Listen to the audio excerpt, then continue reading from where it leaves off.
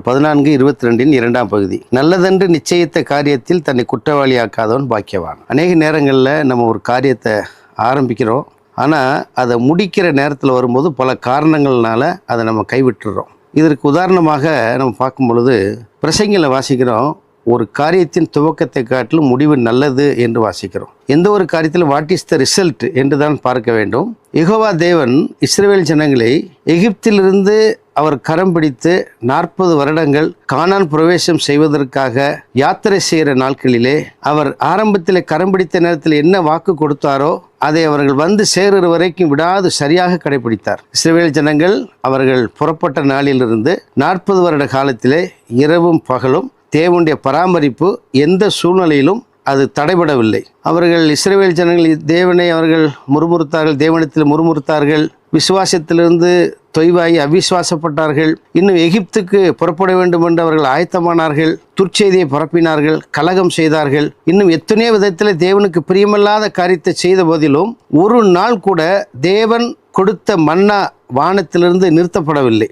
தேவன் அவர்கள் கொடுக்கப்பட்ட பாதுகாப்பிலே அவர்கள் பயணித்த பாதையிலே பாதைகள் தடையாக இருக்கவில்லை.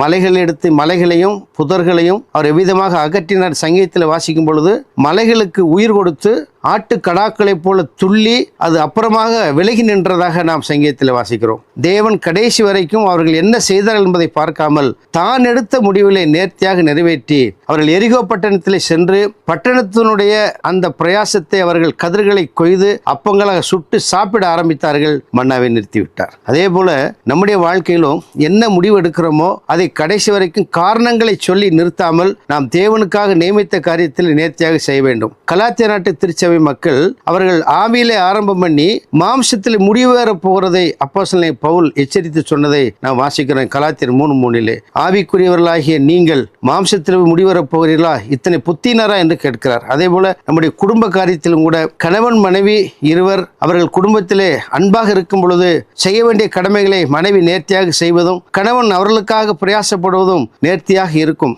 ஆனால் கொஞ்சம் ஊடல் வந்து விட்டால் அன்றாட அலுவல்கள் பாதிக்கப்படும். வழக்கமாக வருகிற ஆகாரங்கள் வருவதில்லை, தேநீர் கிடைப்பதில்லை. அவர்கள் இவ்விதமாக தங்களுடைய அன்பு பரிமாற்றத்திலே ஏற்படுகிற வித்தியாசத்தினாலே அவர்கள் தாங்கள் செய்கிற செயலை நிறுத்தி வைக்கிறதை இன்னைக்கு கண்கூடா குடும்பத்திலே பார்க்கலாம். அதேபோல் ஆவிக்குரிய வாழ்க்கையிலே எந்த விதத்திலும் நாம் ஆரம்பித்த அந்த நல்ல காரியத்தை விடாது நிறைவரைக்கும் செய்வோமாக. ஆண்டவர் ஆசீர்வதிப்பாராக. ஆமென்.